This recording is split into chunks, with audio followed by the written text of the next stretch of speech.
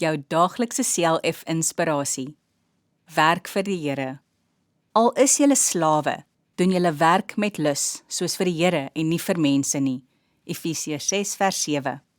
Dit is seker elke mens se droom om sy eie besigheid te hê. Elkeen wil graag sy eie besluite neem en maak soos hy goeddink. Ongelukkig kan ons nie almal eienaars van 'n besigheid wees nie. Daar moet werknemers of arbeiders wees wat die werk vir ander moet doen. Dit is geen skande om 'n arbeider te wees nie. Dit is eerbaar om te werk, solank jy getrou en verantwoordelik is. In die Bybelse tyd was daar slawe wat die werk gedoen het.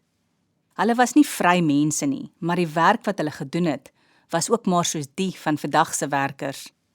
Ons teksvers sê dat jy jou werk goed moet doen, asof jy dit vir die Here doen. Dit maak nie saak hoe onbelangrik jou werk lyk nie.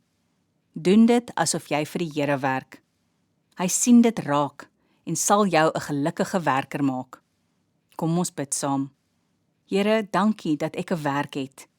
Help my om vir U te werk en nie om deur mense gesien te word nie. Amen.